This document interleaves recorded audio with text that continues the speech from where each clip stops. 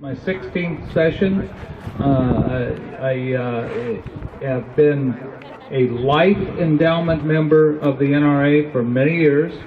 I grew up hunting and shooting, got my hunter safety card in 1969. Actually, my father was an instructor. He wasn't my teacher at the time. And so after I got my card in 1969, in 1970, it was my job to start grading the other tests. But I grew up in a time where folks had access to guns. My father was a school teacher. By the time I was about 7, 8 years old, I was given the responsibility and the access to the key to that gun closet. It wasn't uncommon for me to go in and remove a gun, disassemble the gun, clean the gun, put it back, go get the next gun. That's just how it was done. You give kids responsibility, and I think that's important that they learn not to be afraid of guns, not to be stupid around guns, and so those are my beliefs. There may be some gun votes up here this year. I will never ever vote to ban sport utility rifles. The bills are misnamed. These are just modern sporting rifles, sport utility rifles, and I will not vote to ban them, restrict them, or otherwise. I think the majority of the bills are misdirected. We're not the problem. I think we've got to focus on where the problem is, and as I work with Dave Workman and others in the Second Amendment Foundation, we're willing to work with anybody to reduce suicides and violence of any type, but we're not going to do that on the backs of responsible gun owners, which all of you are. So I just am grateful to be invited here. I stand with you. We've got to protect this freedom, and I'll be there for you. So thank you for the invitation. Thank you.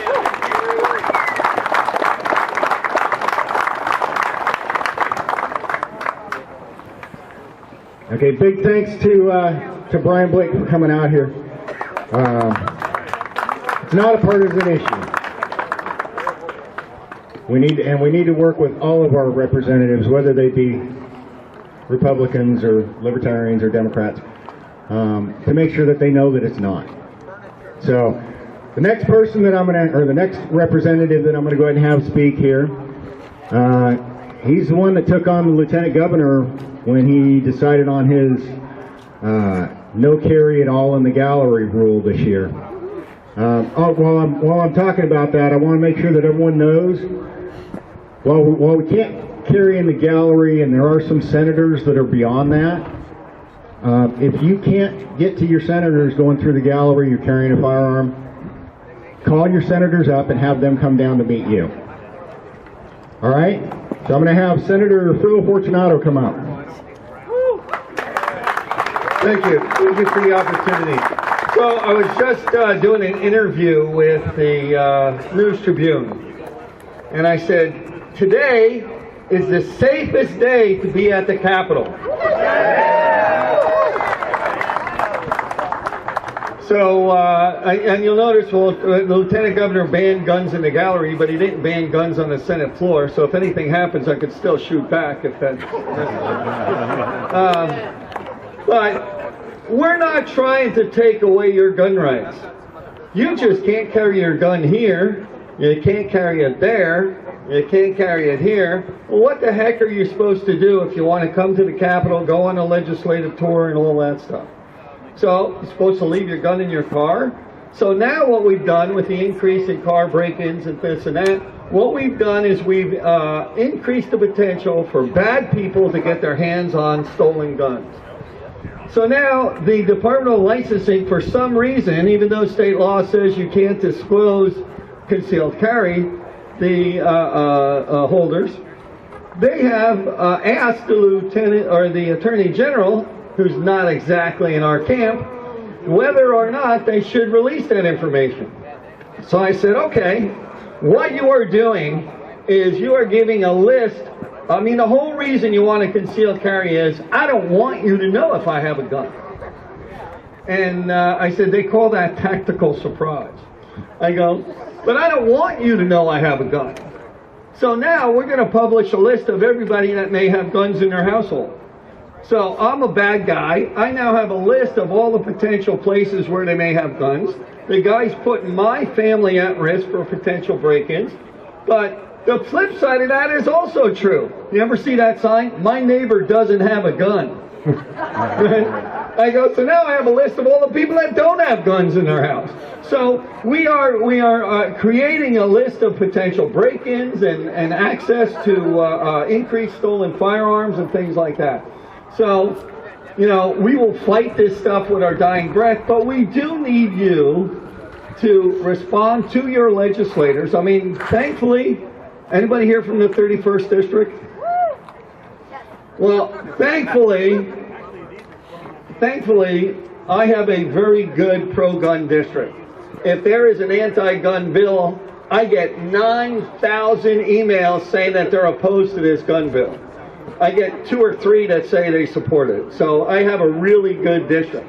But it is important for all of you others that contact your legislators. Let them know whether you support or you oppose certain bills. So now we have the ban on trigger enhancements. I spend $200 to have my trigger enhanced. Right? I go, why? Because I want to shoot faster. I said, recently we did that video shooting thing. And the guy said, wow, you pulled the trigger 5 times in 1 second flat. I said, and that was with a Glock. Imagine what I could have done with my SIG. So anyway, we need your help. We need your support. You know, please be respectful of the Lieutenant Governor. We are the law-abiding citizens. And we have to demonstrate that. We want to convey that to people. But don't take away my right because you feel uncomfortable. Hey, you know what? I feel uncomfortable when I don't have my gun. So, anyway, thank you so much for coming. Thank you for braving the weather and all that. And thank you for your support. Big thanks to Phil Fortunato. All right, I want to see if a couple people are out here. Do we have Melanie Stomba out here?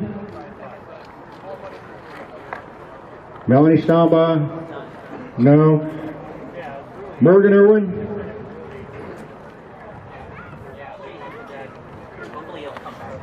Okay. All right. Well, then let's move on here. The next person I'm going to have come up and speak, I want to say something about the past with him, and actually I want to thank a bunch of people out here at the same time. We've got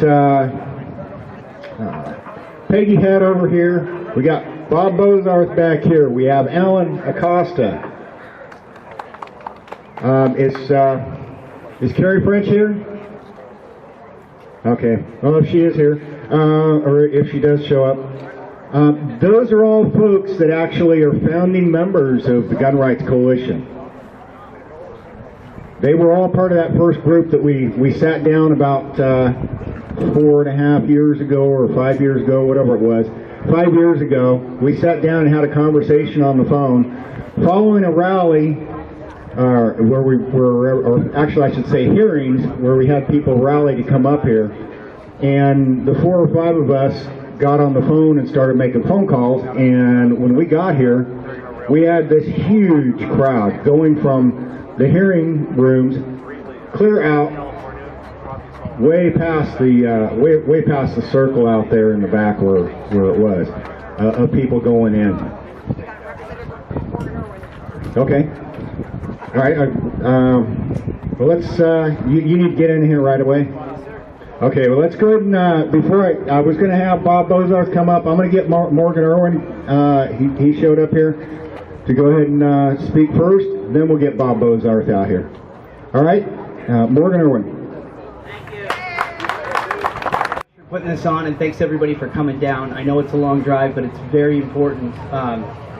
Lyndon Baines Johnson said the best fertilizer for the land is the footsteps of its owners, and he was talking about getting the government the heck off people's farms, but this is your land too, and if you want to fertilize this soil with anything other than what politicians say, you need to get down here and you need to get your footsteps in this hallway. So thank you guys for coming down.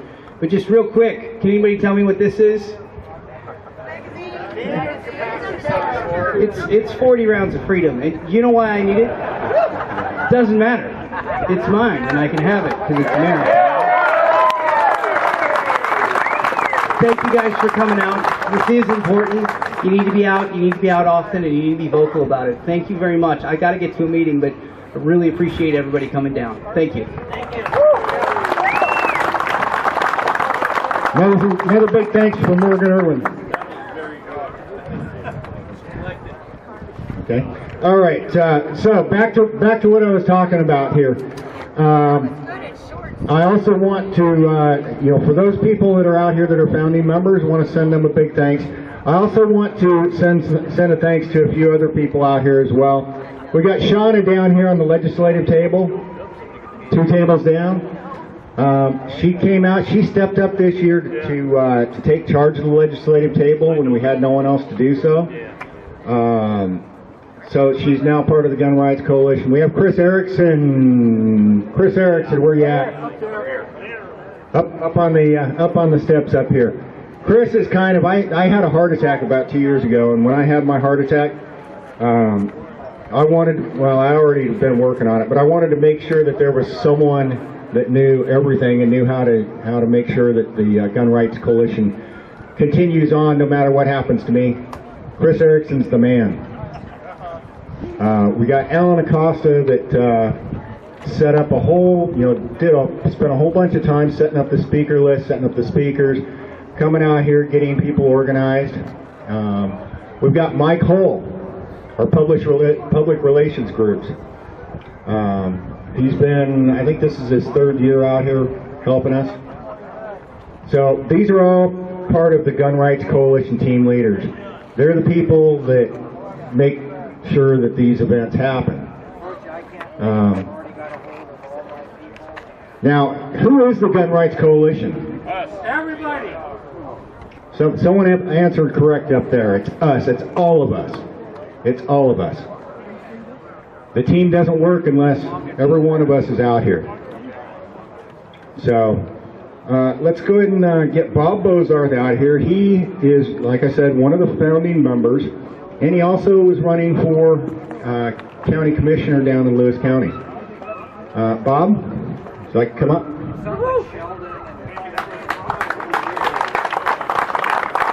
Thank you, Rick. And thank you all for coming this morning.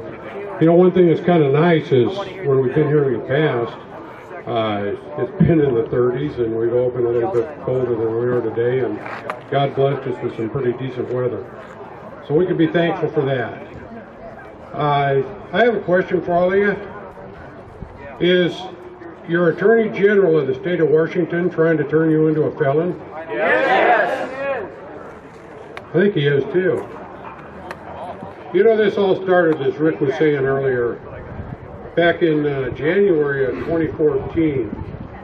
Rick described that line of people that were clear out past the circle. And I want to elaborate a little bit more on that. There were, I don't know, maybe 1,000 people. There was a lot. That might be exaggeration, but there was a bunch of people.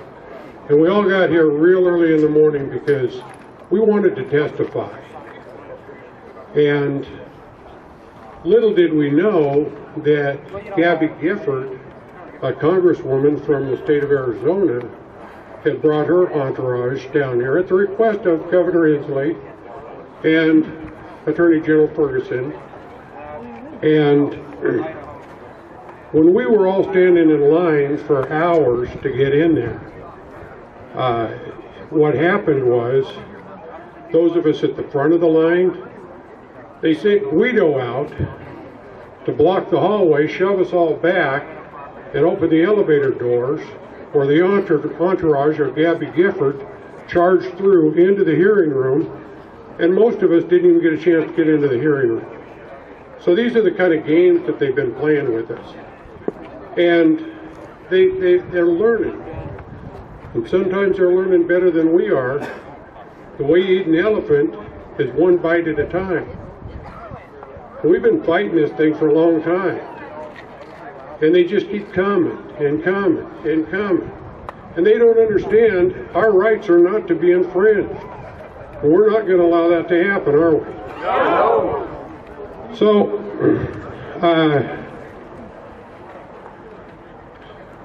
they've also got a renewed vigor during this last November election. We have lost the 45th district, which means we have lost the House, we have lost the Senate for a lot of our purposes. And that's a discouraging thing. Hey Rick, could you hang on it just for a second? By the way, you just witnessed an illegal transfer on the 500.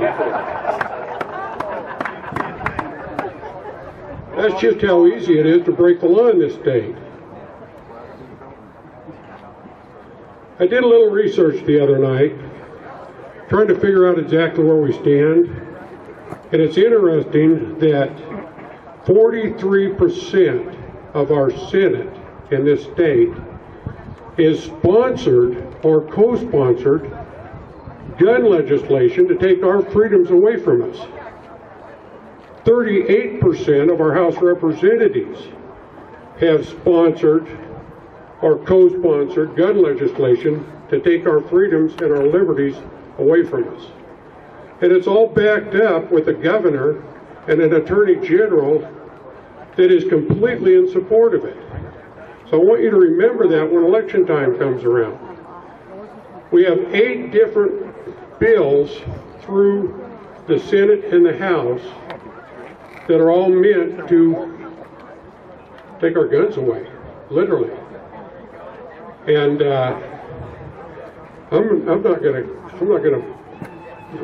we've got an uphill climb, ladies and gentlemen. So we're going to have to fight.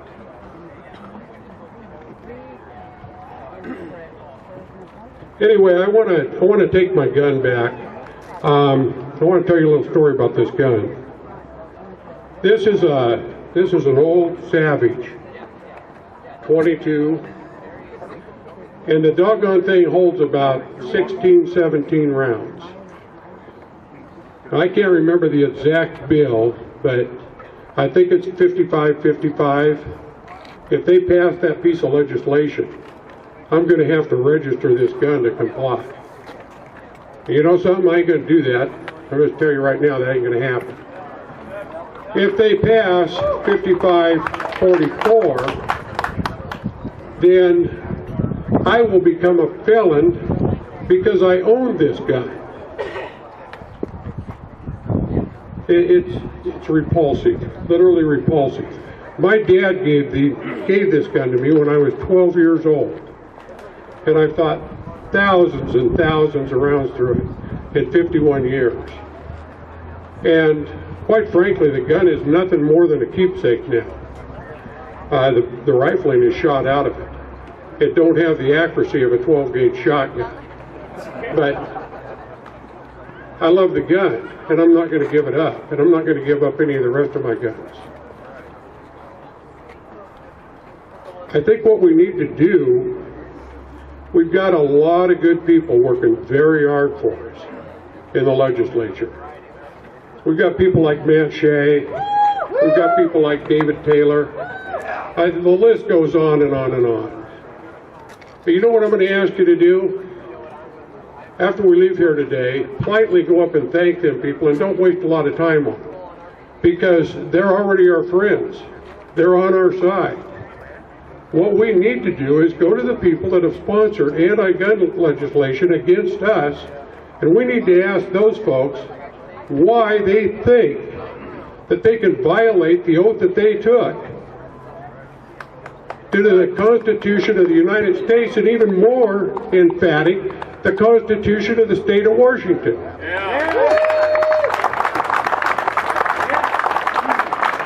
I'm going to leave you with this. If people were to ask me if I'm scared of bad people having guns, my answer would be not nearly as scared as I am of my government trying to take mine. Thank you very much. Thanks, Bob. All right, Representative Jim Walsh, is he out here? Okay, Melanie Stombaugh hasn't shown up yet either? Okay.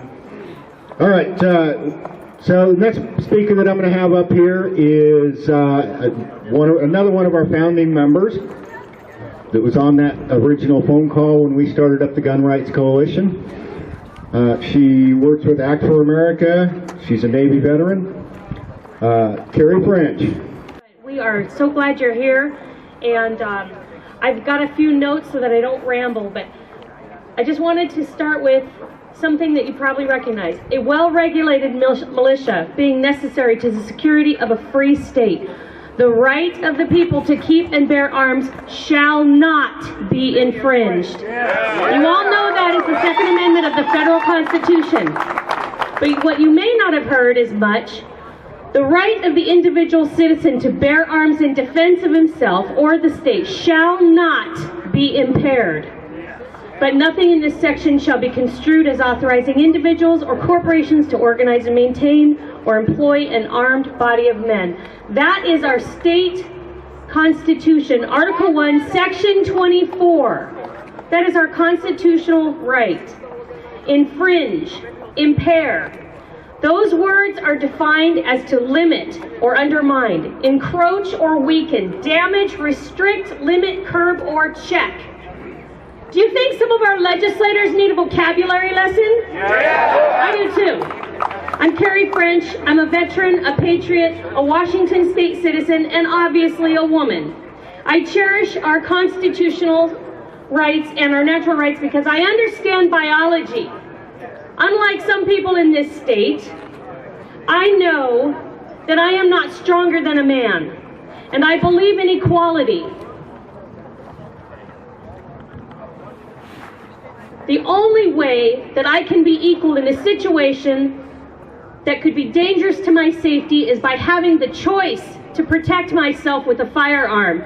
It is the great equalizer. Some of the people here in Olympia, and especially in Seattle, are hell-bent on making sure that I and other women like me cannot protect ourselves. They want to limit, undermine, encroach on, weaken, damage, restrict, curb, and check my rights and other women's rights with a whole slew of hideous, oath-breaking bills. Oh, it's no problem for the Seattle elite who can afford armed personal bodyguards. They have their families protected by men with guns, but somehow they don't think that we should be allowed the same rights. Now, I know many of you care, or you wouldn't be here, but how many of you plan on going inside those buildings and talking to these legislators about these bills? I hope to see every hand. Because if you think coming to a rally, listening to a few speakers, and shaking your fist at the sky and being mad is going to change anything, think again.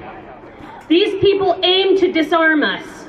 What are you going to do to stop them? Fight back! Whatever it takes. Well, I don't get involved in politics. Yeah, well, you know what? I have a lot of things I'd rather be doing too.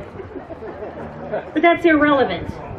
You may not be interested in politics, but politics will be interested in you. Yeah.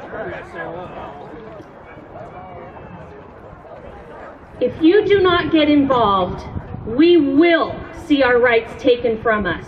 I'm not just talking about voting. I'm talking about a targeted, focused effort to get freedom-loving people elected and get rid of these elitist politicians who think the Second Amendment is old-fashioned and needs to go. How many of you have ever worked on a campaign? Good. I need to see more hands next time. How many of you ever have given money to a candidate? Put your money where your mouth is. How many of you have knocked on doors, made phone calls, held signs, put up signs for candidates who value our Second Amendment? How many of you have gone into the Second Amendment hating legislators' district to work for their opponent? This is where our power lies. We are a republic, and that means we have the power to elect people who come here to Olympia. You may not like party politics, but whatever party you choose, get involved. The only way we're going to protect our rights is to get involved. So who are these gun haters? All you have to do is go to ledge.wa.gov, that's leg.wa.gov, and look up the gun bills and see the names in the sponsor line. You can also go to washingtonvotes.org and check whatever issues are important to you, and every time a bill is introduced, you will get an email that tells you this bill has been introduced. Make sure that your representatives know who you are. Introduce yourself.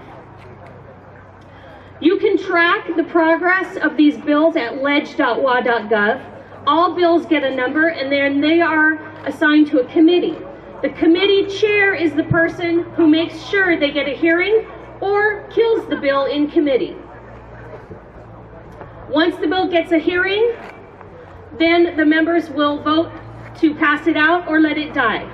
Then it goes to a couple other committees like Rules or Appropriations. And if it passes all those committees, then it goes to the floor. Once it goes to the floor, the legislators will vote yay or nay on it. Last year, our Senate was able to kill a lot of bad bills in committee. This year, we're not so lucky. It's going to be a big fight to keep those bills from going to the floors of the House and Senate. We have very few allies in the majority party. However, Representative Brian Blake is one, and we thank him for his courage to stand with us.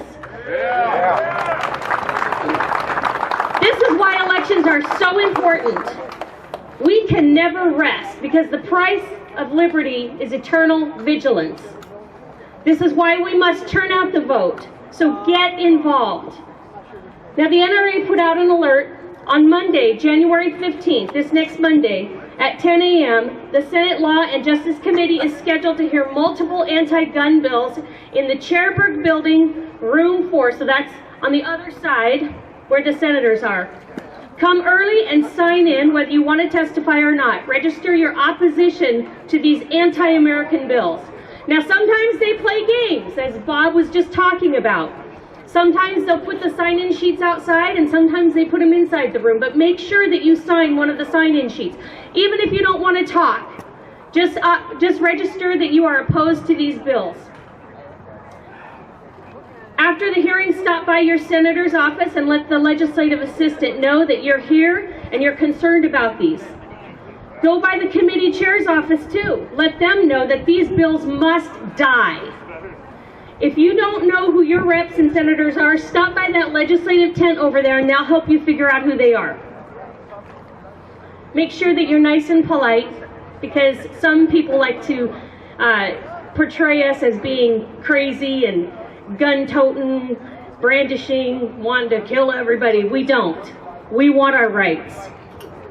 So here is a list of these shameful anti-American bills. Senate Bill 5444, sponsored by Senator David Frock, Democrat of the 46th District.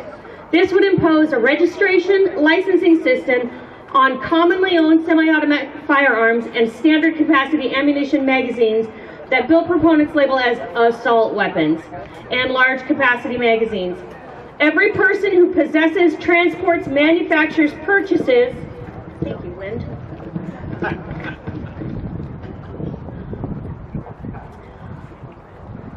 or sells so-called assault weapons or the large capacity magazines must have an annual, did you hear that? Annual, every year, state-issued license with an updated license required every time there's a change in possession of the gun or even a magazine. What is wrong with these people? People would be prohibited from selling or transferring any gun or magazine designated by this bill to anyone other than a licensed dealer, a gunsmith, or a law enforcement officer for permanent relinquishment. This also mandates that any firearm relinquished must be destroyed. That hurts my heart. Shame on Senator Frock. Shame on him. Shame. Senate Bill 5463, sponsored by Senator Guy Palumbo, Democrat of the 1st District. This vaguely written bill would require individuals to lock up firearms or potentially face a Class C felony. A felony. This intrusive government legislation invades people's homes and forces them to render their firearms useless in a self-defense situation by locking them up. So they're willing to violate not only our Second Amendment rights, but our Fourth Amendment rights. What gives them the right to come into our houses to make sure our guns are locked up? Nothing. I sleep with my loaded gun by my bed. So make sure you call before you come in the middle of the night. If you don't have a warrant, you're not coming in my house unless you're invited. And then, of course, if you're a felon, if you become a felon, if this bill passes and you become a felon, then you can't have a gun at all. Shame on Senator Palumbo. Shame on him. He has no problem violating our constitutional rights. Talk about fascist. Senate Bill 5992, sponsored by Senator Kevin Van de Wage, Democrat, 24, Legislative District 24. It mirrors federal legislation by proposed anti-gun California U.S. Senator Dianne Feinstein.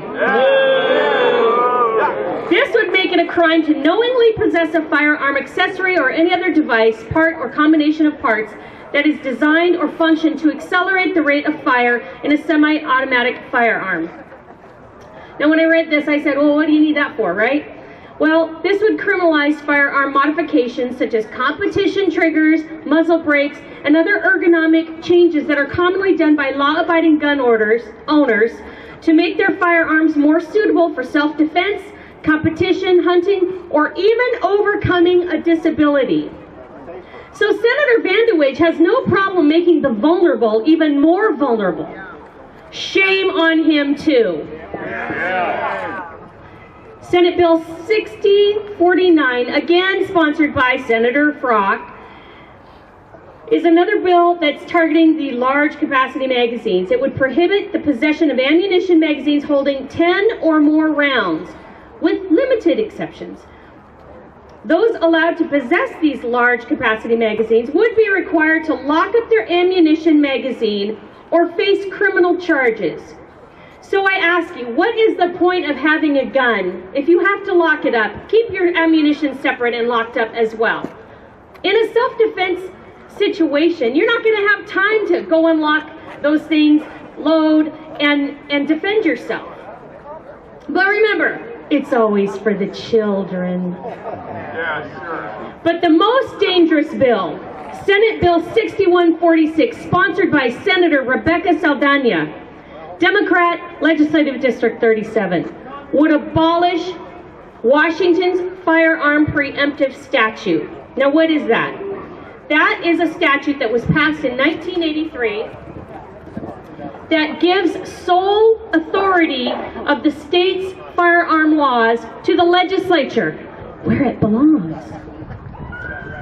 And it allows different localities to make their own gun rules. So that means if this bill is passed, if you drive into Seattle, you might be a felon now, just because you're carrying your legal weapon. So this bill cannot pass.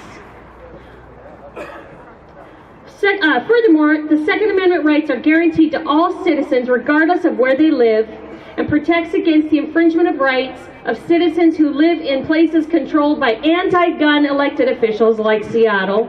Shame, shame, shame on Senator Saldana. Shame on her.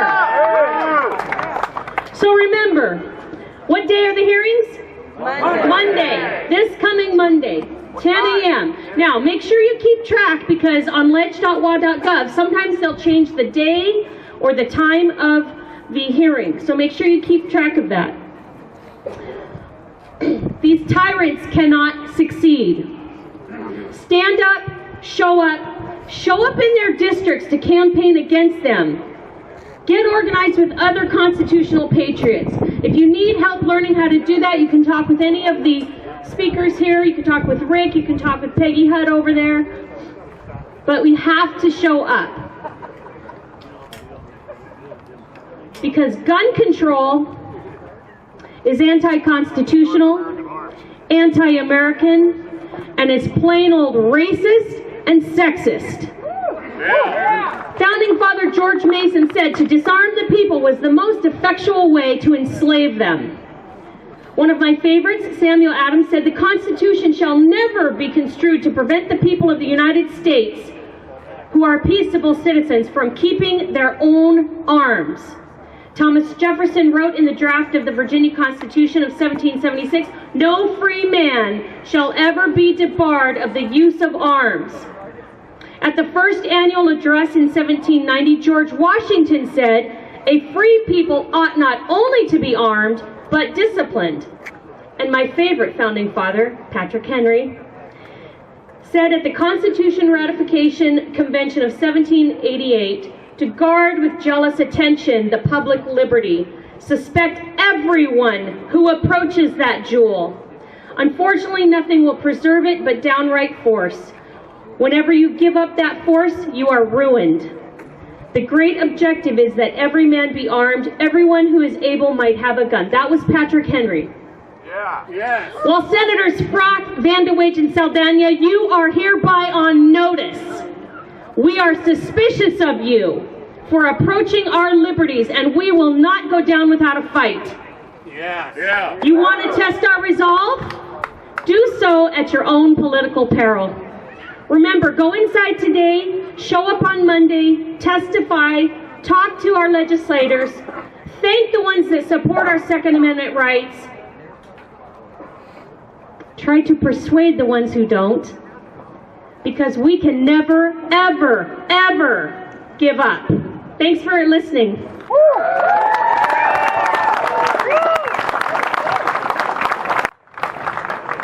Hey, great job, Carrie.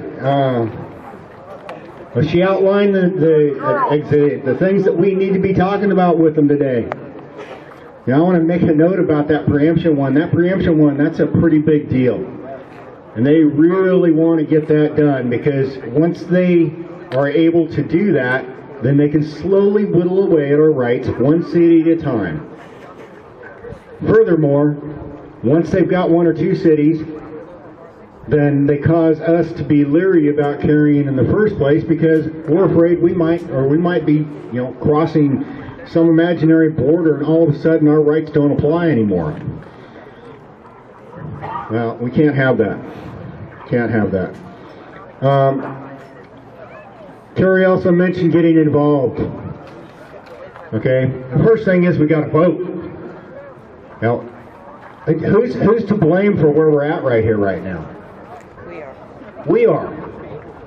We didn't get enough people to vote to make sure that this didn't happen. We have the people. There's no reason that there's no excuse for it. We need to get it done. What's one other way that we can do, that we can get involved right in our local area, right close to where we live? How many PCOs we got out here in the audience? 1, 2, 3. There's got to be more. I know Peggy's out here. I'm sure there's got to be more out here. If they're not, there's really kind of not an excuse for it. Check with your county chair and see if you've got a PCO in your area. If you don't, talk to them about being volunteer to be appointed. If that's a problem, which I'm kind of fighting with my county chair right now, because I'm in an area that has no PCO, and he doesn't want to appoint me. I guess I'm too constitutional for him. If that happens, they get on the ballot. It doesn't cost anything to file for PCO. You just go in and file. And if no one else files, you end up being a PCO by default, which is what's probably going to end up happening with me, because there's no one out there, and I'm in this far-reaching district where closest house is half a mile away, and the next one's probably 2 miles.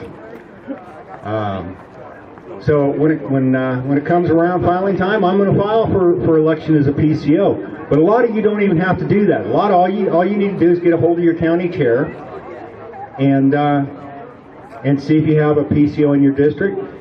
And I'll bet a lot of you could be appointed just simply because there is no one. All right, so the next speaker that I'm going to have up here is the State Pink Pistol Chair, Sharon Hincliffe. Sharon Hincliffe? Thought I saw you here somewhere. Sharon? Sharon Hincliffe?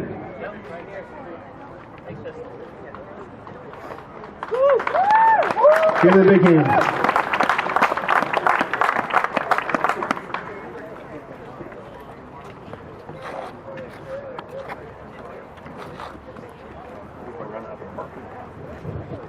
Hello everybody, my name is Sharon Hinchcliffe. I am a member and one of the admins for Seattle-Tacoma Pink Pistols.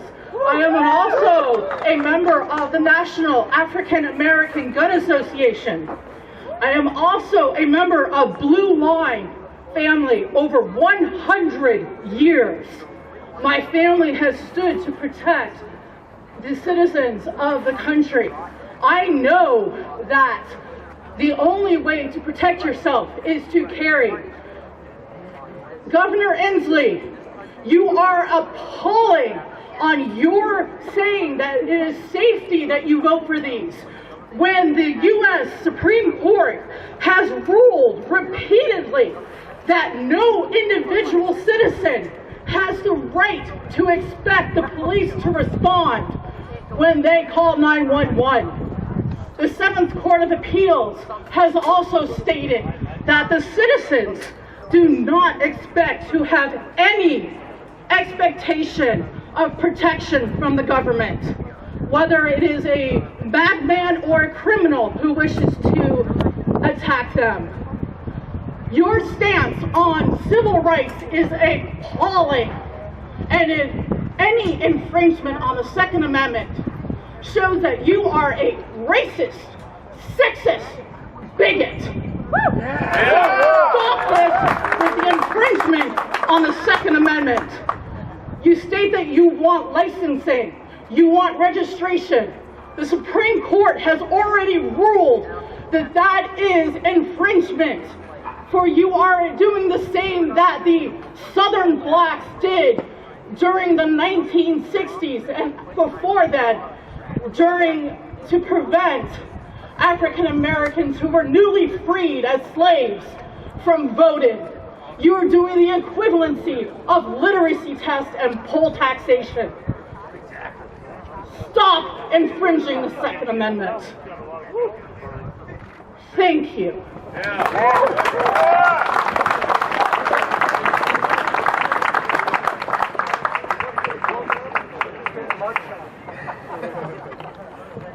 All right, another big hand for Sharon Hinchcliffe.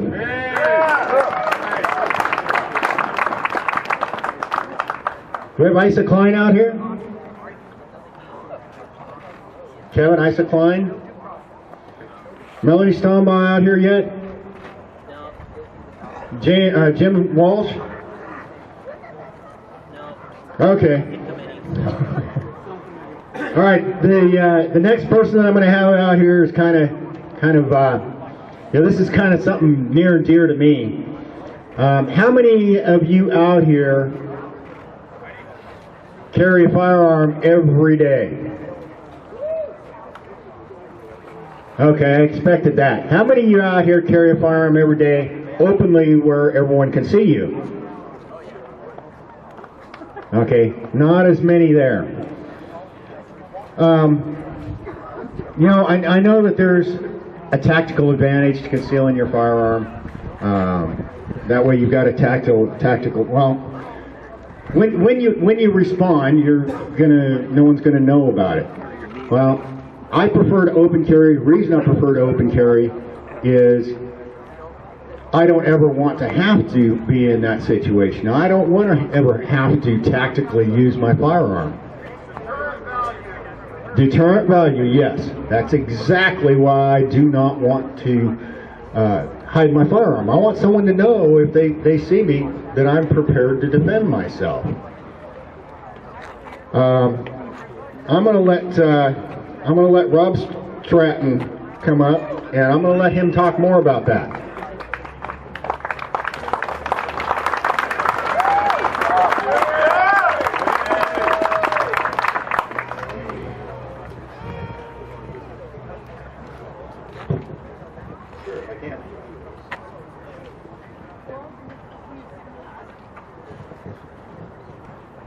Here we are again. Why? Because there is constant threats and attacks upon our liberties, especially the right to bear arms. President Jefferson, who wrote the Declaration of Independence, also stated that there's a natural tendency for government to grow to tyranny. But he also gave us a solution to that, as stated earlier by the representative. The price of freedom is eternal vigilance. My years spent as a political advocate, though, I've noticed that some of our own worst enemies are those claiming to be on our side. Many believe in compromising toward liberty. So-called gun right activists tried to get us open carriers not to do it. Many also advocate for permission slips, licensing schemes, background checks, and so forth. Registration. They are okay with law enforcement and government agents having more rights than we do. They shun away from those who may not fit into their mode of what a model citizen looks like. They often will shy away from talking about the true meaning of rights, especially when it comes to the Second Amendment. But you may say, Rob, if we don't compromise, we will lose it all. And I will respond, don't be fooled. We will lose it all anyways. That's the track that they are on. Their goal is total control. And bringing a compromise to the table, anybody who has done any business at all knows that when you do this, you've already lost. But somehow, this principle is ignored when it comes to politics. So when it comes to freedom, I am a radical through and through, and I think we must be if we are to win. Don't let the media and the state propaganda demonize this word. It does not mean we are violent or we are crazy. It simply means we attack the root of the problem. And the problem is the state. The problem is the miseducated masses who allow the state to get away with infringing upon our rights. So if the goal, intentional or not, is total control by the state, by the politicians, I say our goal must be for total liberation. Yeah. One political philosopher stated, we demand the whole loaf of liberty, while we begrudgingly accept a slice of it at a time. So yes, compromising does not mean we will not accept steps in the right direction. Also, I say let's not fight for rights in specific orders. Let's not be held hostage by personal biases. We all have an order that we would like to have, and if we don't get our way, we're losing. This allows those grasping for power to take advantage and to splinter us up into groups, arguing amongst ourselves what merely amounts to semantics. Also, we must fight for the rights of others, all the time, every day. When doing so, we are also gaining the rights for ourselves. This has a side effect of expanding our sphere of influence. It gives us a stronger voice over politicians that are dividing us and pitting us one against each other. And we need to stop this misconception that if something is right or wrong simply because of its legality. Throughout history, some of the most horrific acts have been perfectly legal. So no matter what man-made rules politicians may impose upon us, our rights exist, whether they are recognized by government or not. So without the Second Amendment or Article 1, Section 24 of our state Constitution, we have the right to bear arms. The writers of these documents understood this. In fact, I'd like to read Article 1, Section 1 of our state Constitution. All political power is inherent in the people, and the government derives its just powers from the consent of the governed, and are established to protect and maintain individual rights. This means any act of the state that engages above this is illegitimate and unconstitutional. It means we cannot shrug off their laws as correct because they simply have gone through the proper channels. It means sometimes we have to shout back, we do not consent, even if we're only a minority. And this is one reason why I like open carry. It boldly makes a statement about where I stand on my rights. In fact, it is a radical approach to the right to bear arms. In the short period I've been involved with the movement, I've seen the United States go from 2 states who had what people call constitutional carry, where you did not need a permission slip to carry openly or concealed, to several states that now allow you to do this. That is a direct approach of open carriers exercising their rights, despite the claims of those who are supposed to be on our side saying, we will lose them if you do so. So don't be shy talking about the meaning of the Second Amendment. It is not about hunting against, and not about protecting ourselves from private bandits. It is about protecting ourselves from public bandits calling themselves a government. Lysander Spooner, a rabid abolitionist, a natural rights philosopher, and a constitutional lawyer, mentioned that where there is no legal right to resist the government, there can be no legal slavery. Think about that. If the government takes away your right to resist them, you are no longer free. So don't let these anti-liberty folks change the meaning. The Constitution clearly states, shall not be infringed. And now don't get me wrong, folks. I am not advocating violence or the use of it. I'm advocating education. I'm advocating that we let the politicians know, that we educate the populace so that we are not doomed to repeat history, because revolutions never turn out the way we think they will.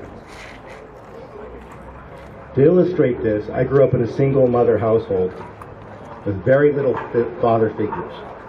When I was 12 or 13, my mother's friend had a husband who took me under his wing a bit. He'll always hold a special place in my heart, even though he's long past this world. One day I was sharing with him what I was learning about in school about Martin Luther King, an avid Second Amendment supporter, by the way, and the good he accomplished. Calvin, being a black man, I thought he would be impressed with what I was saying. I was partially correct. He also educated me about the unsung heroes who are literally fighting and dying in the streets not to be treated as second-class citizens. He educated how that even Martin Luther King wrote the government from jail and said, if you don't deal with me peacefully, you're going to have to deal with this angry mob. And this mob was armed. This is the threat that motivated the Second Amendment, or this is the threat that motivated the government to act in helping these folks. This is the sort of check the Second Amendment is supposed to be. It's supposed to be acting as if the government should overrule the rights of minorities. After all, everything the government does should be for the protection of individual rights, not for some collectivist mentality and that it's not immoral when the state does it. I mean, for goodness sake, if I rob from you, you call it theft. When the state does it, they call it taxes. So if our rallies, our outreach, our votes, our petitions for redress fails, is taking up arms the next resort? Absolutely not. This must be avoided at all possible. There is another right of resistance. It's an ancient right, recognized both our federal and state constitutions, and this is the right to a jury trial. And why is this trial so important? Because we as individuals can have a tremendous impact. We can nullify unconstitutional and bad legislation that comes from these folks.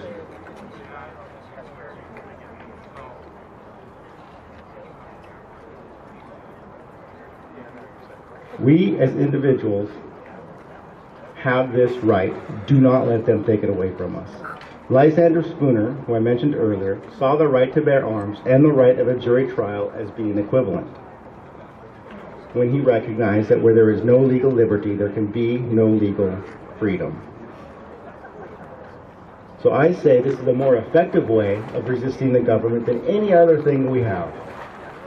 Because one individual out of 12 can set someone free who's being persecuted from the state for simply exercising their rights. We can effectively nullify man-made edicts masquerading as law. We can send a bold message: we do not consent. So if we follow Jefferson's advice and we remain eternally vigilant, use every means available to us to resist infringements, like our speech, our freedom of association and action, not voting our personal values, but voting for liberty, using our right to jury nullification, we will peacefully prevail.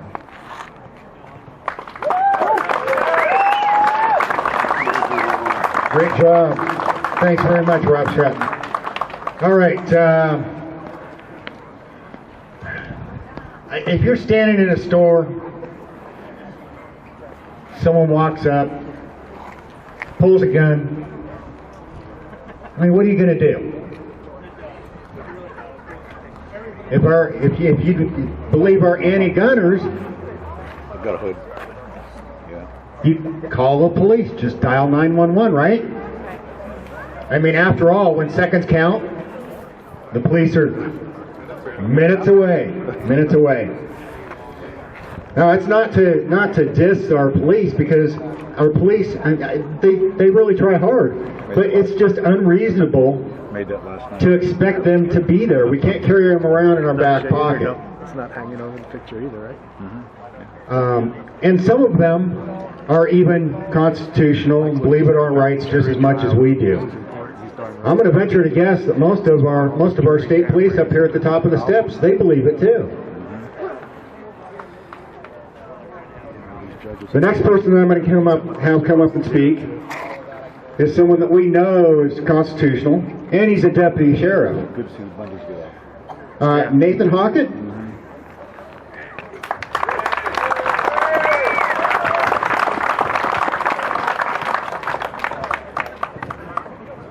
Good morning. Welcome to the Rally for Your Rights. My name is Nate Hockett. I work as a deputy sheriff, and who knows, maybe sheriff in the future. I've served for over 30 years as a peace officer, since 1985, both reserve and full-time. You might say I'm old school. Many of us peace officers from that generation were imbued with a code. I'm also a retired Marine Corps officer and a war vet from Iraq Desert Storm in '03. I served 22 and a half years. I earned my bachelor's degree from Eastern Washington University in criminology with an emphasis in law and government. My law professors taught me very well. I also served on the board of the National Constitutional Sheriffs Association, and I was invited by those sheriffs to help educate sheriffs and public officials. so I'm no dullard. Here's also my disclaimer. I do not represent my agency or the sheriff. I'm here as a citizen exercising First Amendment protections.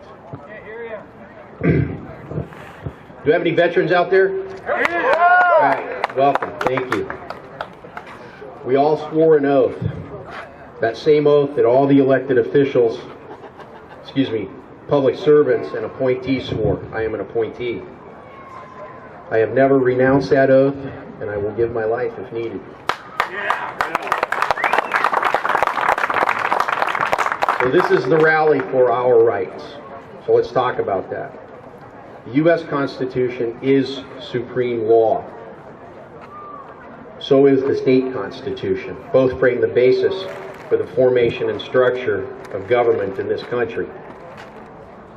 So let me reiterate that. The constitutions are supreme law. They are lex, rex, king, law. Every elected or appointed public servant must swear an oath to them. It is law. It requires their oath. Without swearing, you cannot hold office in this country or enforce the law. And the citing authority is Article 6, Section 3 in the Federal Constitution, which declares itself supreme law. And Article 6, Section 2, Article 6 requires the oath, and Article 6, Section 2 declares itself supreme law.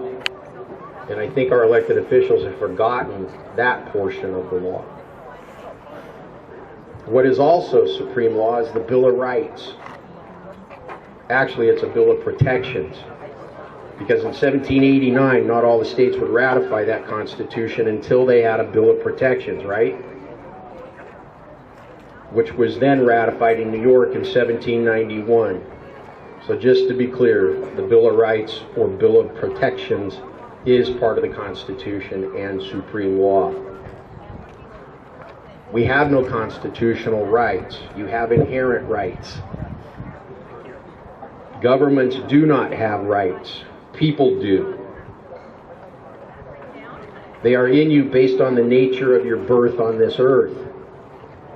In our state constitution, the first article is Declaration of Rights, our inherent rights. And in other language in our constitution and our laws in the RCW, it says, or the rights retained by the people. You see, two pieces of paper, your state and federal constitutions do not give you rights. They codify those rights into law for all men and governments to obey and respect. Not elected public, or the elected public servants swore an oath. It is law that they do so. In May of 1821, Thomas Jefferson wrote a letter to Samuel West, and he said, the Declaration of Independence is the declaratory charter of our rights and the rights of man. To emphasize that further, in an earlier treatise, Jefferson wrote, in Rights of British America, a free people claim their rights as derived from the laws of nature and not as a gift of their chief magistrate or their legislative overlords. And again, John Dickinson, an elector from Pennsylvania in 1766, in his treatise, A Warning of the Colonies, a right to freedom and of traders.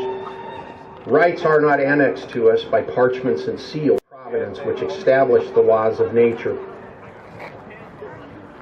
They are both with us, exist in us, and cannot be taken from us by any human power without taking our lives. In short, they are founded on the immutable maxims of reason and justice. And for persons who are not of faith, it's your natural human rights. There's nothing new under the sun, as Solomon said. Man has been the same for time eternal. All men are temptable, corruptible, and fallible, unless they choose to follow moral precepts. And government enslavement is not a moral precept. I am not a slave, and I will not be ruled. Government does not rule, it represents the people for their good, meaning the good protection of their liberty and their property ownership. And as Alexander Hamilton said in the ratifying convention in New York in 1788, here, sir, the people rule. You see, governments don't rule. We are not their slaves, although it doesn't seem so sometimes. We, the people, hold the power. It is codified in our state constitution, as was earlier spoken here. Article 1, Section 1, political power. All political power is inherent in the people, and governments derive their just powers from the consent of the governed, and are established to protect and maintain individual rights. That's my prime directive as a peace officer or any elected official. And are electors doing that today? Some are. But the majority are ill-educated into their own form of civil government. They think it's their job to write laws to protect us. Well, I can show you a dozen or so court cases where they've said it's not the responsibility of government to protect you. And that was earlier mentioned by the lady from the Pink Pistols. Because had they ruled that every time a crime was committed against somebody, you could sue your chief or your sheriff or whatever officer in your area when a crime was committed against you. Because safe and protected mean no harm, right? That's reality.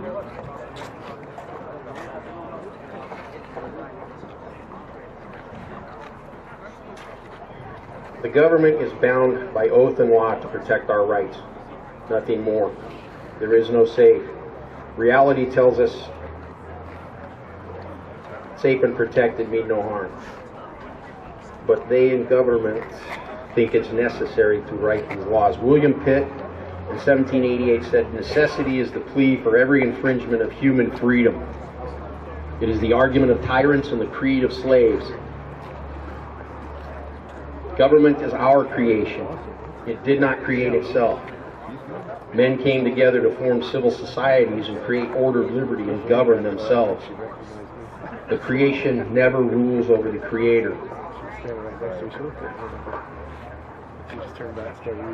It is created for the benefit of the creator, us, the people. And this creation is not doing a good job of that anymore. To quote Ronald Reagan, government is the problem. It's broken. In 1762, Pastor Abraham Williams wrote in his treatise, an election day sermon regarding civil society. He said, "The end and design of civil society and government, from this view of its origin, must be to secure the rights and properties of its members and promote their welfare, that they may be secure in the enjoyment of all their rights and properties righteously acquired." And James Madison, likewise, in March of 1792, "Government is instituted to protect property of every sort, as well as that which lies in the various rights of individuals, as that which the term particularly expresses. This being the end of government, that alone is a just government, which impartially secures to every man whatever is his own." Are those in government doing that today? I think not. Some are, though. But Lord Oliver Cromwell, High Protector of the English Commonwealth, upon dissolving Parliament in 1653 said, "You have sat here too long for any good you have been doing. Depart, I say, let us have been done with you. In the name of God, go." He disbanded Parliament because they were corrupt and they weren't doing what they needed to do. Government is broken. We have no constitutional republic and form of government anymore. We've become an oligarchy and a socialist democracy. The Constitution, the supreme law, says that we are a republic in which individual rights are greater than the government or the collective will of the people. The democracy we use is merely free speech. I'm voting for you, but I'm not voting for you. I'm voting for that, but I'm not voting for this. And to speak out and peaceably address government like we're doing today. James Madison in Federalist 10 said, "Democracies have ever been spectacles of turbulence and contention, have been found incompatible with personal security or the rights of property, and have been in general short in their lives as they have been violent in their deaths." The U.S. Constitution, Article 4, Section 4, says the United States shall guarantee to every state in this union a republican form of government. It is in republics, not democracies, that inherent natural rights are protected and cannot be changed, abridged, or usurped by legislation or mob rule.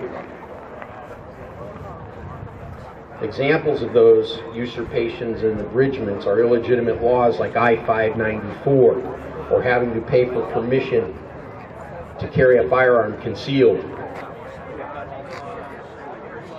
Again, in republics, the collectivists, the mob rule, the people cannot vote one out of their rights or their private property. It's illegitimate law.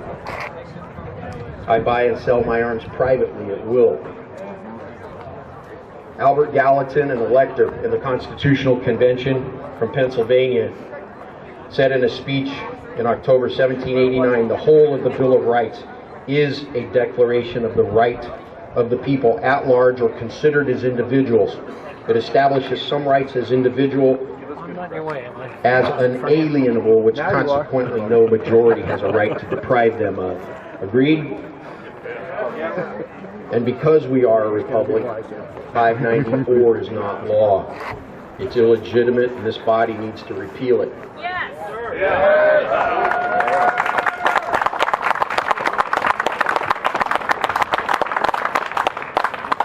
Just like concealed carry permits, citizens do not have to get a free speech permit or a permit to attend church, do we? That's right. No. It violates the 14th Amendment Equal Protection Clause. I, as a peace officer, don't get to pick and choose which rights I'm going to protect or that which I enforceable by permission.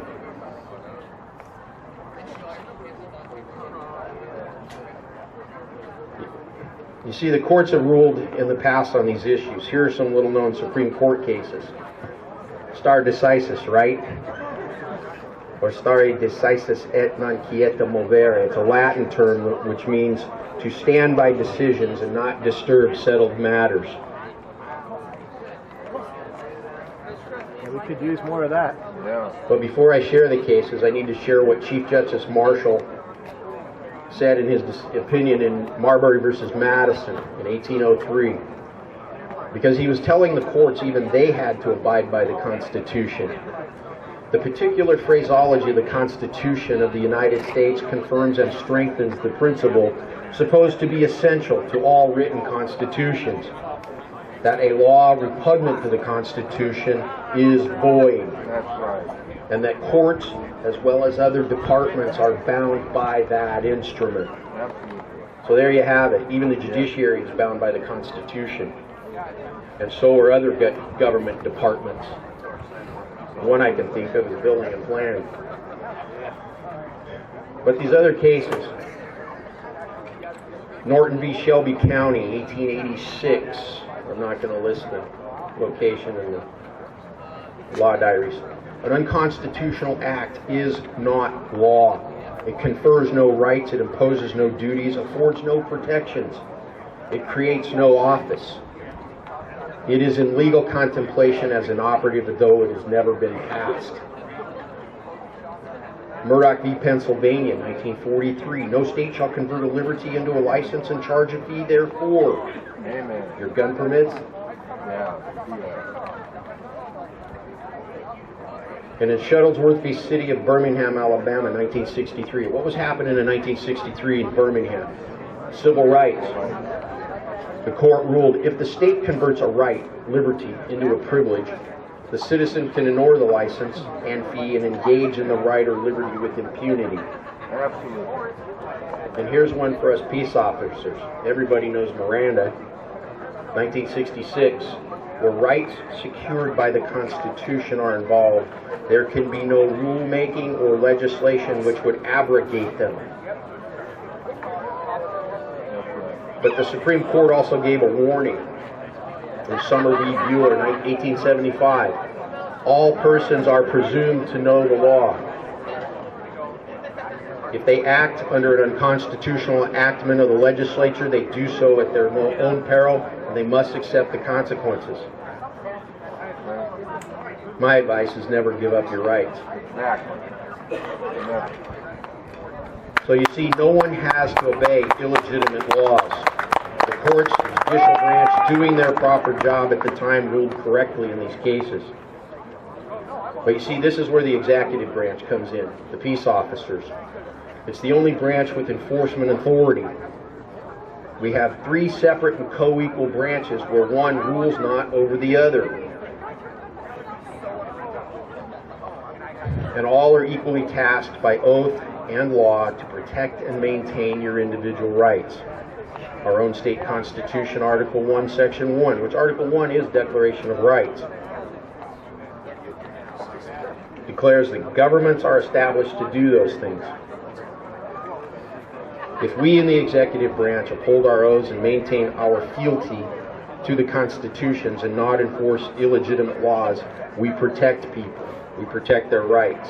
Why do you think WASPIC, the Washington Sheriffs and Police Chiefs, said that I-594 is unenforceable?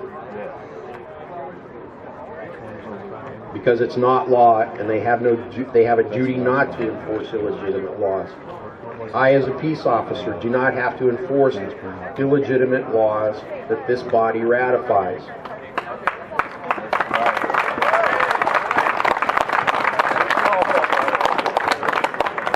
I'm protected, just like all the elected and appointed public servants in this state, by our state constitution. Article 1, which is again Declaration of Rights, Section 6, the mode of administering an oath. The mode of administering an oath or affirmation shall be such as may be consistent with and binding upon the conscience of the person whom such oath or affirmation is administered. It's a civil right. It's my protection, the protection of every peace officer here, and it's enumerated in our state constitution. But it's also for the appointed public servants, so they cannot be ordered, coerced, or forced by law to violate their oaths to the Constitution or to the people. And it's very, very much similar to disobeying illegitimate orders in the military, like those given by Lieutenant William Calley in 1968 in My Lai, right? Right.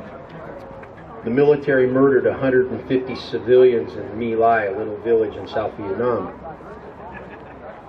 It is my duty to refuse to obey and enforce laws that do not comport with the Constitution, the supreme law of the land. If I do, I act unlawfully and without any authority of the supreme law, to which I've sworn to uphold and defend, which includes protecting and defending the Bill of Rights. If I act illegitimately, I am the criminal. I'm the government thug committing crimes against the citizens, and in the state of Washington, you can resist an illegitimate or unlawful arrest. Because when government or any of its agents does such things in this state, it's a crime. They commit the crime in the RCW, a gross misdemeanor, called official misconduct, 9A 80-110. A public servant is guilty with intent to obtain a benefit or deprive another person of a lawful right or privilege. He or she commits an unauthorized act under the color of law, or he intentionally refrains from performing a duty imposed by law. I have a duty to protect those rights. And they may also commit another misdemeanor, failure of a public officer. Whenever any duty is enjoined by law upon any public officer or public person holding any public trust or employment, their willful neglect to perform such duty, except as otherwise specifically provided for, shall be a misdemeanor. I think intentionally voting for these laws to ratify them constitutes a willful violation. For legislators to vote for such bills as to ban guns or their accoutrements, which they have not the power to do anyway under these constitutions, commits those crimes. Yea votes to pass such bills is willful, and they are neglecting their duties as are enjoined by law. Government has not the authority to ban guns. The legislature thinks it has the power, but they don't. They have to obey their oaths and the supreme law of the land. Tench Coates and George Mason were instrumental in writing the Second Amendment. If you truly think about it, They can't really tell us what we can and cannot own. Most of 941 is illegitimate. Tench Coates, writing in the Pennsylvania Gazette in February 1788, he writes, "The power of the sword, say the minority, is in the hands of Congress. My friends and countrymen, it is not so, for the powers of the sword are in the hands of the yeomanry of America from 16 to 60, the militia of these free commonwealths entitled and accustomed to their arms. Congress has no power to disarm the militia. Their swords and every terrible implement of the soldier are a birthright of an American." Absolutely.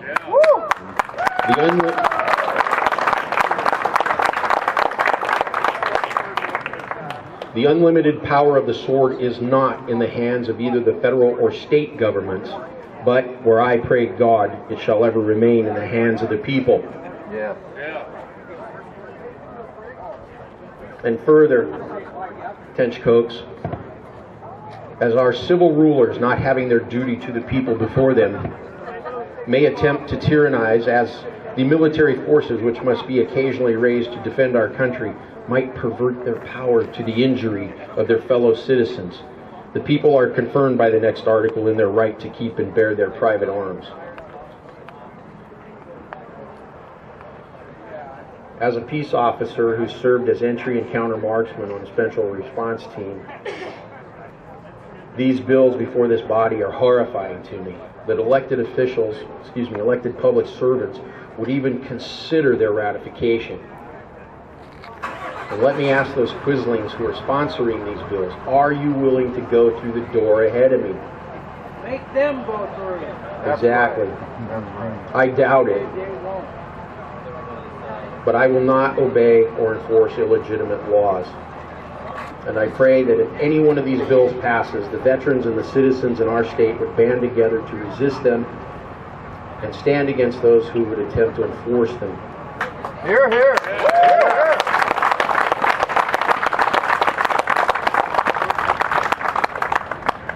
But I do have faith in the peace officers in this state. They're all good men and women. Yeah.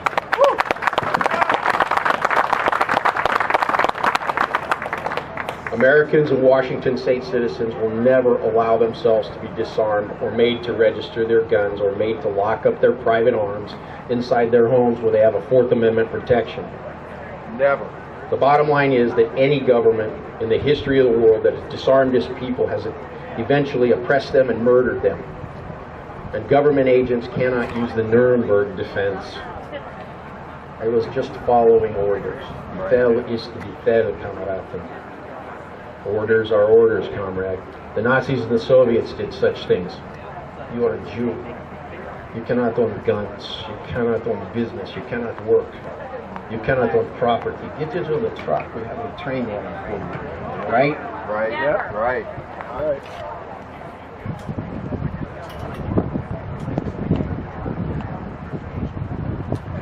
That's what law enforcement officers did in Germany. They obeyed orders to enforce all the written laws by the Reichstag, the German parliament, even as morally and humanly reprehensible as they were. I'm nearly concluded. Abraham Lincoln, in a debate speech between Stephen O. Douglas in Ohio in 1859, said, "We, the people, are the rightful masters of both Congress and the courts, not to overthrow the Constitution, but to overthrow the men who pervert the Constitution." Amen. Speech, 1788, guard with jealous attention the public liberty. Suspect all who approach that jewel. Unfortunately, nothing but downright force will preserve her. And whenever you give up that force, you are inevitably ruined.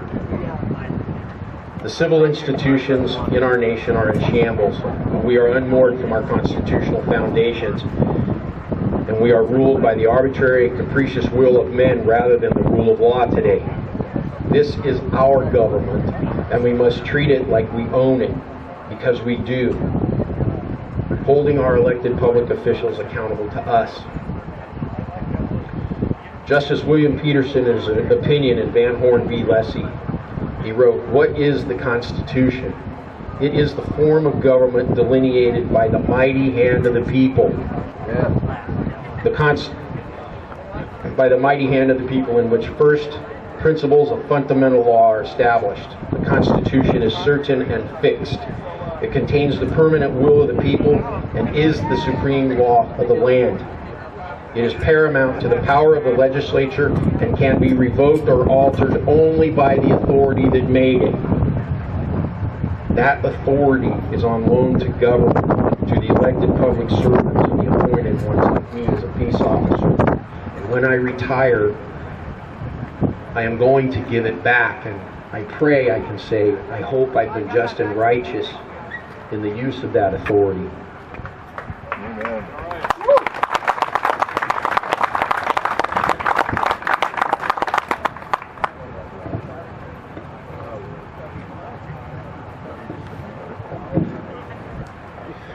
And on a final note, there are forces and ideologies arrayed against this nation and its Constitution. They have one goal in mind: destroy our liberty and subjugate us to government.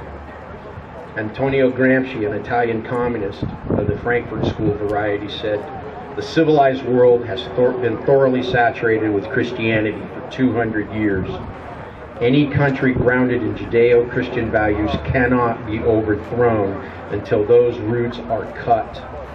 That's right. To cut those roots, to change the culture, a long march through the institutions is necessary."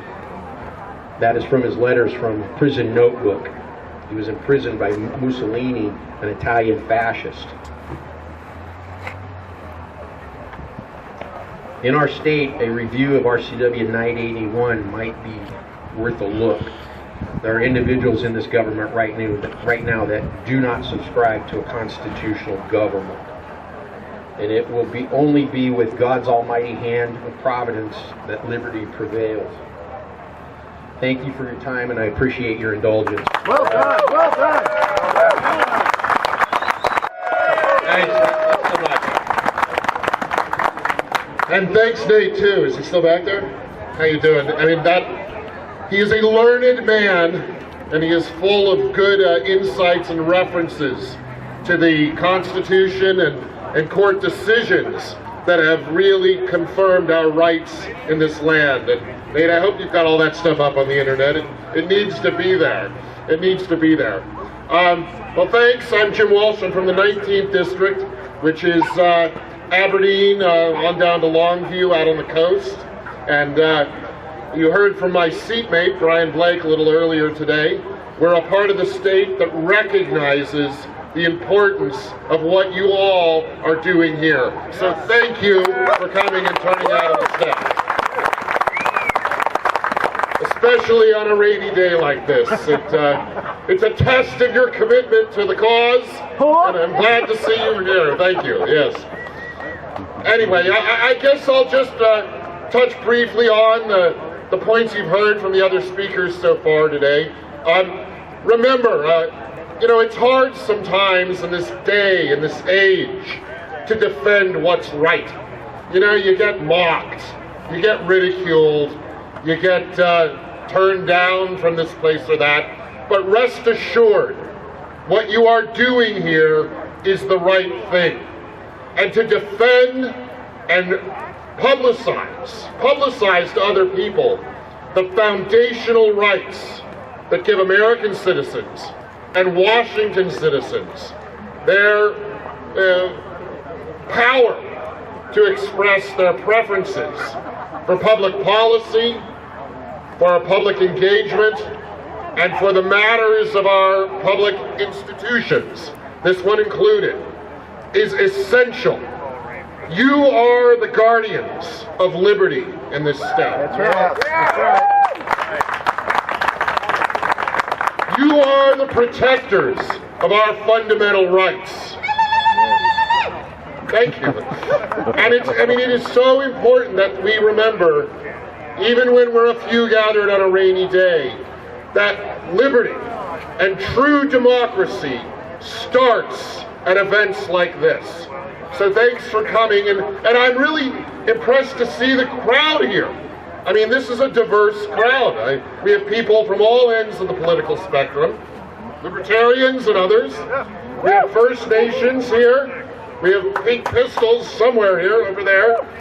It's a great, diverse group of people here who are common in one belief, that the right to defend yourself and your family and your property is the right that protects all the other rights.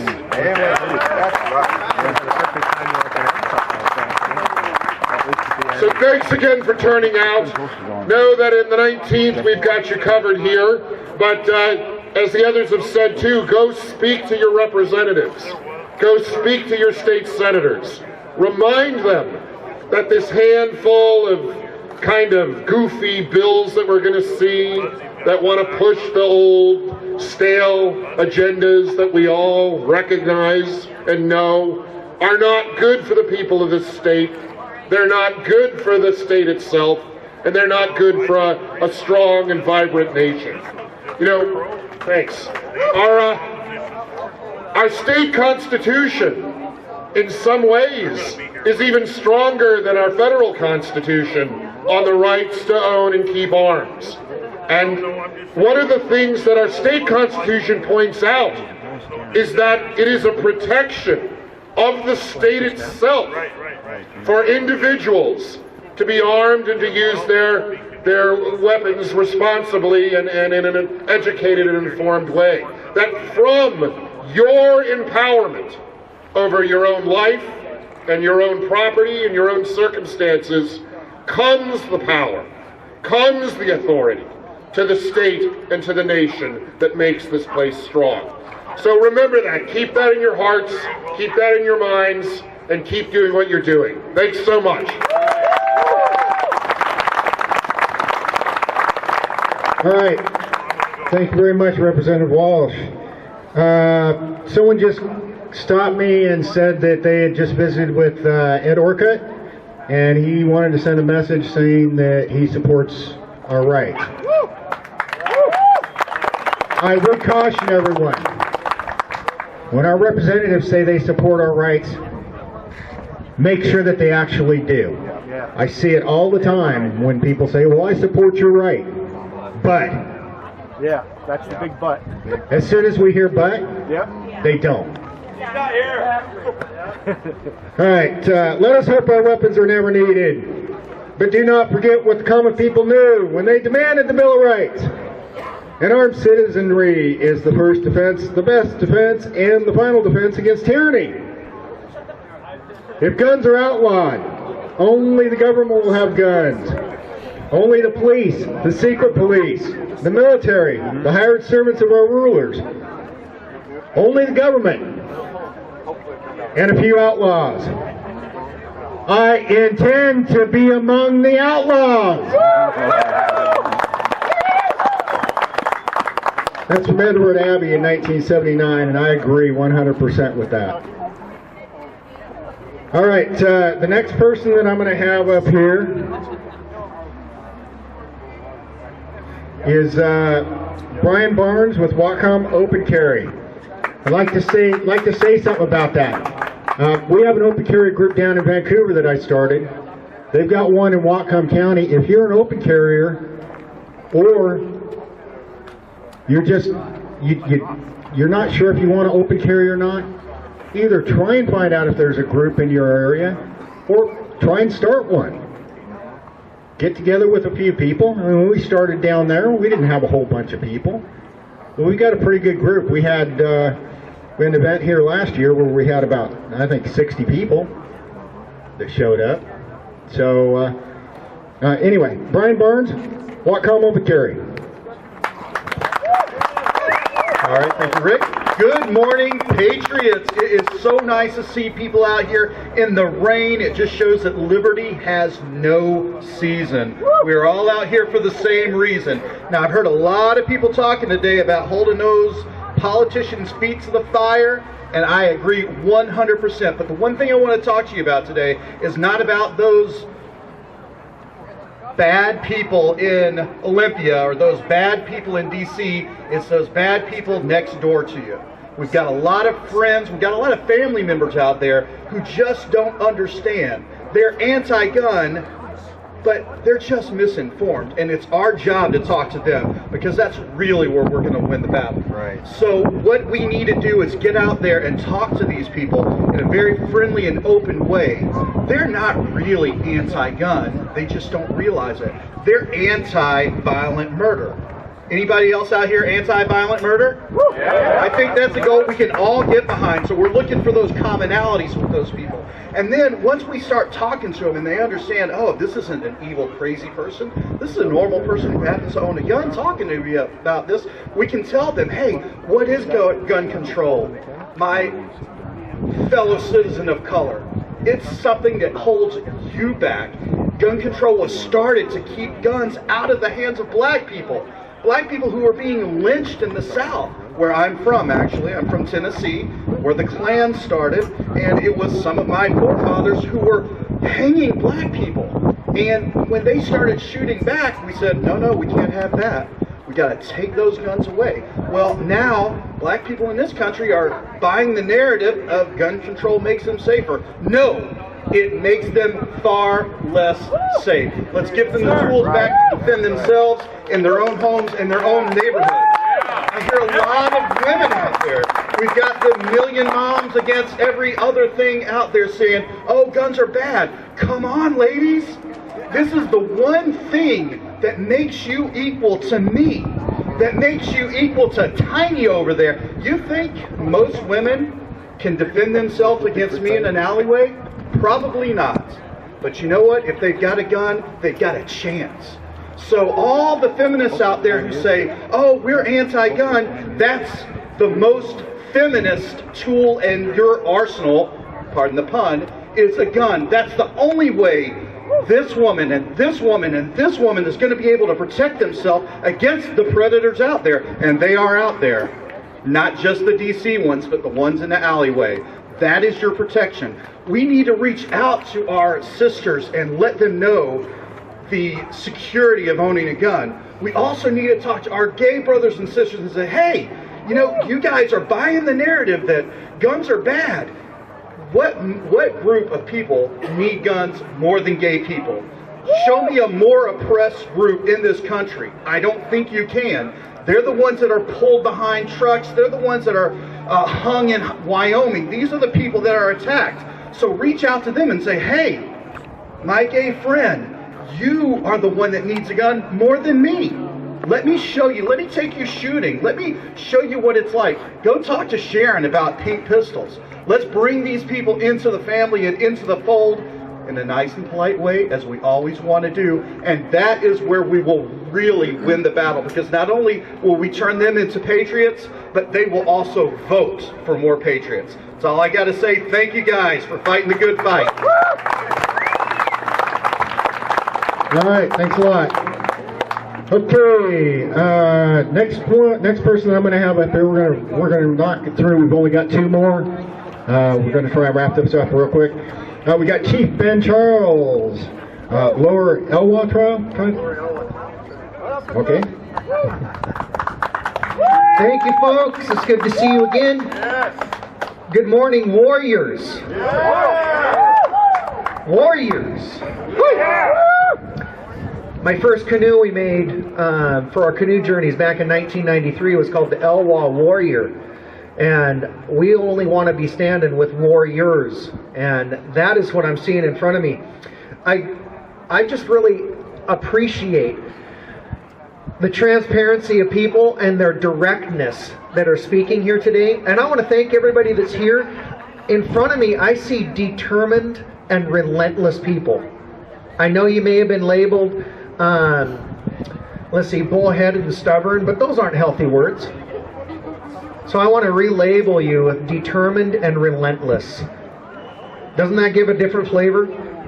Well, today there's been a lot of press, and I know what it's like to have a lot of press that you talk to. You talk to them for 6 hours, and then they put 0.2 seconds of what you said that had nothing to do with what you were sharing. I get it wrong anyway. So don't breathe. I just want to challenge you tonight when you're watching. Don't get frustrated, because any press is good press.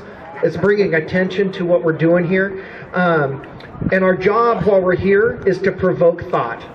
Everything may not be solved today, but as we go in and talk to these, our different people that are in here that are servants to the people. I know everyone loves to label them as leaders. They're servants to the people. That's their job. They said that in their oath, and we need to remind them of that. I'm an ordained minister, and a lot of times people wonder, aren't churchy types supposed to not have guns? Maybe that might be some of the folks out there. But the book I'm reading here, my Bible's kind of beat up and ugly, kind of like me. But you know what? This is my favorite weapon. But when I'm reading in here, the Israelites were armed even when they were rebuilding the wall. Who's got the best weapons out there? Israel, man. They know how to fight. They're this little tiny dot. Everyone's against them. But what I do know is I am native. And if you want to find out what oppression is in some other ways, ask a native how it worked out for them taking all our firearms. Pre-1492, there were 100 million of us. Now, just a slight shadow of that number. But what I do know is we're still here. And there may just be a few of us standing here too, but we're still here. As I said earlier, amen. As I said earlier, everything we do is for the next 7 generations, and I see folks that are willing to make the stand right now for this generation, and I love that we're all standing together. I loved hearing the directness of Carrie French. Woo! Yeah. My goodness, we need to give her more hugs, man. She'll spit it raw right now, and I appreciate that. Sharon as well. We had so many good speakers down here. As it was pointed out, so many diverse people. You know what? It's okay if I hear all the time, people tell me all the time in this state, all over, that they're open-minded until you don't agree with them. Oof. And so, you know what? I love that we're such a diverse group here, because we can all have differences and we can agree not to agree and still move forward. That's what I'm loving. I keep doing that everywhere that you're going. My brother over here that I was talking to, we were talking about the Israelites, and he said, I was talking to him about it, he said, it says in this Bible that those that live by the sword, they'll die by the sword. We're not living by the sword. We're willing to die for it, but that's not our life, but we're willing to stand and protect those. See, I'm not worried. The places that Crazy Faith is our outreach, we go to the reservations, we go to the meth camps, we go down to the streets, we go all these different places, and people go, oh, what if those people have guns? I go, well, so do we. And then some people go, well, why do you have a gun? Aren't you a minister? And I go, you know what? I'm not worried where I'm going. I know where I'm going. I'm secure with that. But the challenge is, I'm not sure everyone around me is prepared to go. So that's why down on the different places that we get to go, we do bear arms. And we're there to keep other people safe. We're not worried about ourselves. So on the streets all over, I'm telling people, go vote. And people tell me all the time, well, my vote doesn't count. I go, you're right, because you're not voting. That's your voice. We need to protect our rights, because as it was pointed out, they're trying to pass bills so that you are going to be felons. The guns are a byproduct that they're going to take from us, but if they can take the vote from you, they're really going to have their thumb on us. So let's continue to bombard these folks with questions and provoke their thought, so that we can continue to stand united, not divided, armed the way that it's intended to be. And it even says in here, we need to have good arms. But I want to thank all of you for taking the time to be out here and enduring this together. My prayers are for you, as well as for our future generations. I love you, and I'm proud of you. Great job there. All right, I'm going to have up here Another one of our founding members, be the third one that we've had come out here and speak today. Man, this man, he does it all. He works with the crazy faith street feet. Got it. Okay. Works with them. Works with the Libertarian Motorcycle Club. And he was a big part of this, getting all the speakers and whatnot together, and helping out to organize this. So with that said, I'm going to invite my good friend Alan Acosta to speak. Thank you. I'll make it short and sweet. Again, thank you guys for coming out. And it's the time is now. Not tomorrow. It's now. It's now or never. So I'm going to challenge all you guys. I want you guys to go back to your local communities. One, be a presence in the local community. Let them know that us gun carriers are good people. You need to interact. Also, find somebody who has no experience and start teaching them, start educating them. Go out in your communities now and let them know it's not a scary thing to have on your hip. Okay? So, without further ado, again, thank you for coming out. Fight hard, fight to win. This is now. Let's do this. Let's go engage our legislators.